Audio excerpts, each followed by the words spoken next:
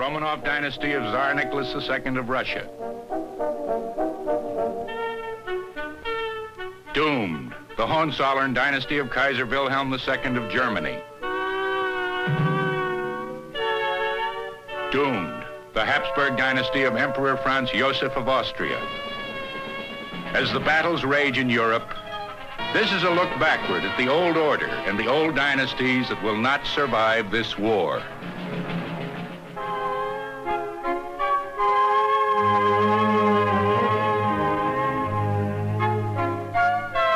This is royalty at play in Denmark, uninhibited by that strange new device, the motion picture camera. The vast, entwined royal forest of Europe has one of its roots here, in the family tree of Christian IX, whose daughter married Edward VII of England.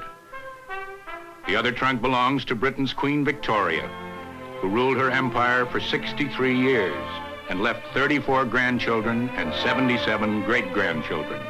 In the twin trunks of European royalty, the connecting link, grandson of both Christian and Victoria, is George V of England.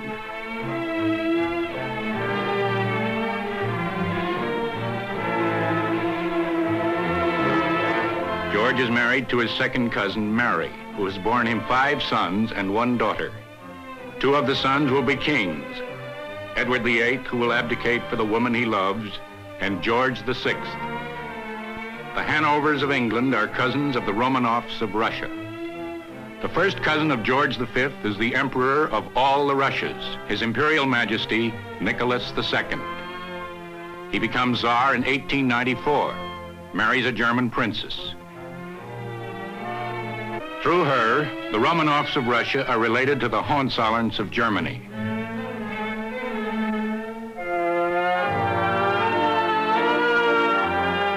Like the Tsar, Wilhelm II of Germany is a nephew of Britain's Edward VII, whom he detested. Uncle Bertie once called him the most brilliant failure in history. George V, Wilhelm's cousin, is a man of empire.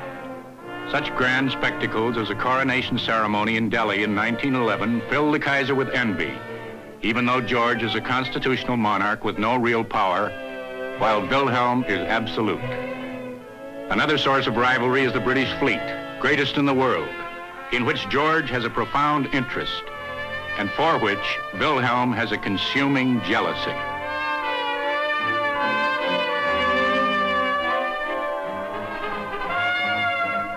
In Russia, the Tsar retreats into the safe, frivolous world of family and court, oblivious to the seething ferment of his land.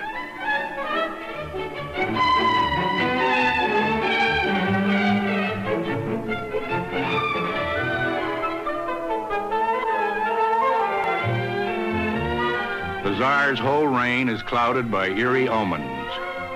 The most tragic, his son's illness. He is an autocrat in the wrong century.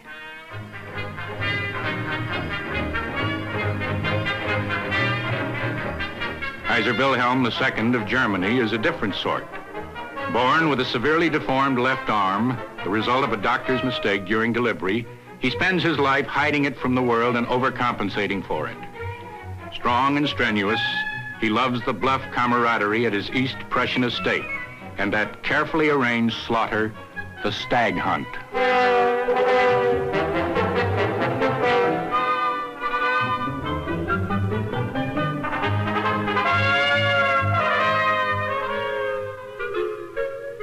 The Kaiser is passionate about matters like military bearing.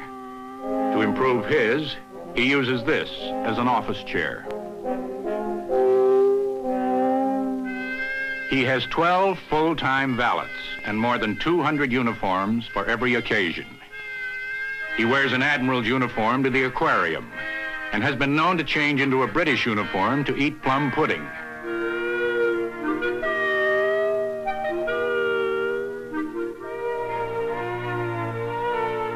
This is Kaiser Wilhelm, who likes to abuse his leading ministers by kicking them in the backside and publicly calling them donkeys and mutton heads and noodles. In his impatient hands, the destiny of Germany, as well as of Europe, is now entrusted.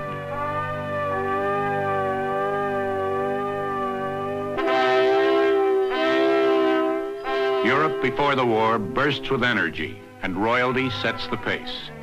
Crown Prince Friedrich Wilhelm, the Kaiser's son, goes bobsledding, and the imitators, aristocrats and nouveau riche, follow suit. Life is an endless whirl of sport and travel, a gilded circle.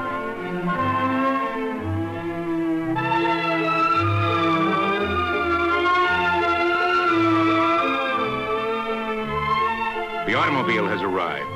The Kaiser is fascinated by these new inventions, and Germany, with its dynamism, is quick to exploit them.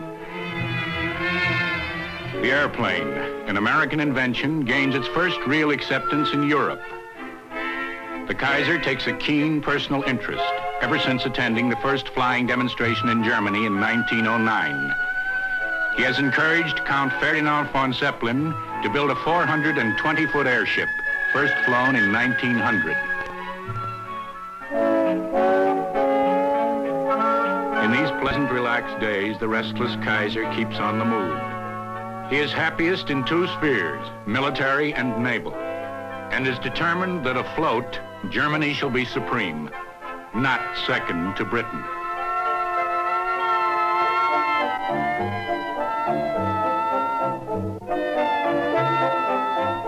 The German economy pounds ahead, dynamic, productive, inventive. The Kaiser, sensing his rising power, has said, "God has called us to civilize the world. We are missionaries of human progress." For those who are listening, the words are ominous indeed. All sorts of niceties are observed when king meets king and cousin cousin. George V wears a spiked German helmet when he is greeted by the Kaiser in Berlin. The occasion, the wedding of the Kaiser's daughter.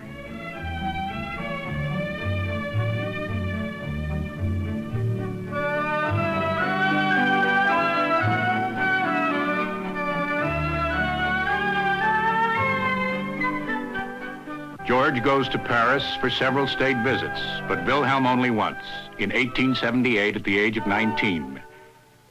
"The feverish haste and restlessness repelled me," he said. "I never wanted to see the French capital again." He never would.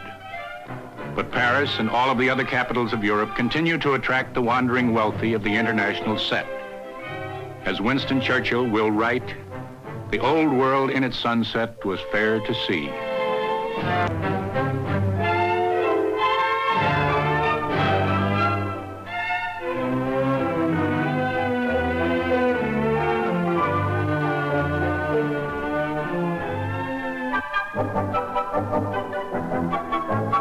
Beneath the surface of this whipped cream society, there are new and profound developments.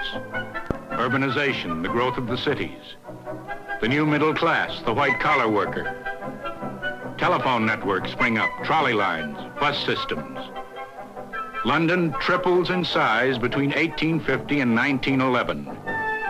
Berlin grows by 1 million in the 3 decades before 1914. Everywhere, change, drastic and sweeping, is in the air.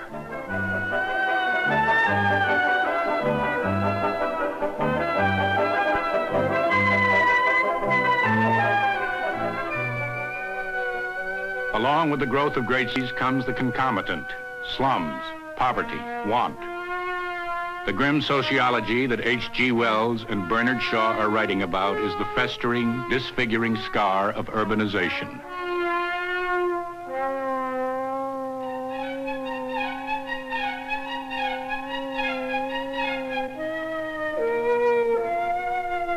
Labor unrest is common, strikes widespread. Miners, dock workers, transport workers, munitions workers, the building trades, a general strike of all workers. There are more than 2,000 strikes in England alone in 1912.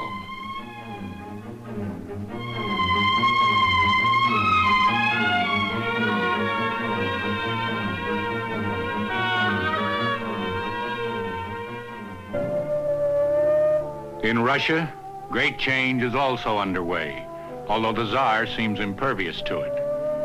The big estates are being broken up. By 1914, peasants will own nearly 80% of the land. Yet the awful poverty persists. Russia's economy has the fastest growth rate in Europe, although from a very low base, will rank 5th in the world when war comes. For the laborer, hours are long, working conditions abominable.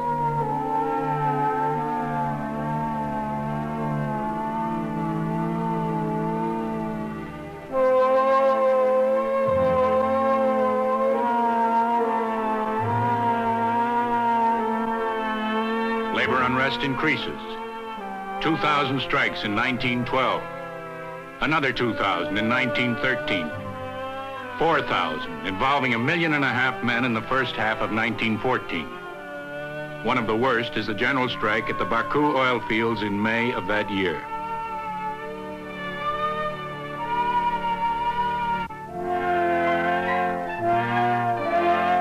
Little aware of the changes that are sweeping his vast land, the Tsar rejects advice that he regain the confidence of his people. It is up to them to regain my confidence, he says.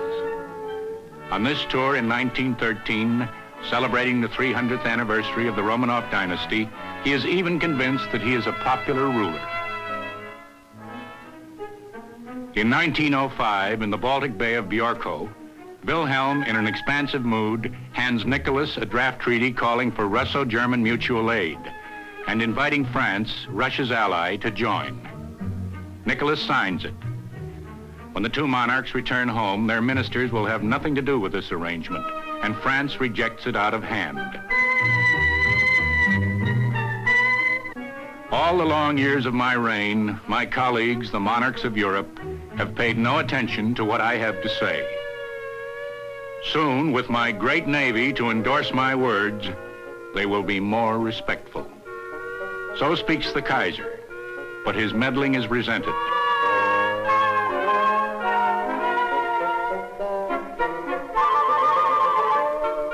He is determined to build an empire based on sea power and trade, as Britain has done. Twice, Wilhelm visits Turkey to court the Ottoman monarch, Sultan Abdul Hamid II, known also as Abdul the Damned and the Red Assassin. His intrigues make Europe nervous, especially England, not eager for trade competition, and Russia with her own designs in the Middle East. Now Europe's alliances are hardening. The Triple Alliance of Germany, Austria-Hungary, and Italy. The Triple Entente of Britain, France, and Russia.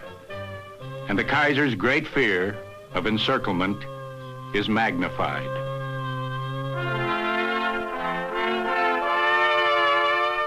As Wilhelm's fears grow, he turns to his one loyal ally, weak, decadent Austria-Hungary. Old Franz Joseph has been emperor for more than 60 years. A Habsburg, unrelated to the other great monarchs, flattered by Wilhelm's attention, but privately contemptuous of his mannerisms. His polyglot country, that madhouse of nationalities, is torn with internal dissension. His empire has not won a battle since 1848, or even fought one since 1866. He is the man of the 19th century, absolute, obsessed by ritual. It would all be so charming and operetta-like if it were not so deadly serious. One day in a Viennese garden, his nephew and heir, Archduke Franz Ferdinand, is handed a sentimental bouquet.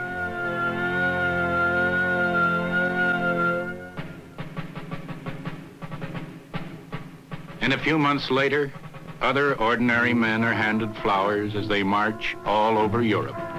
After 2 gunshots, after Sarajevo.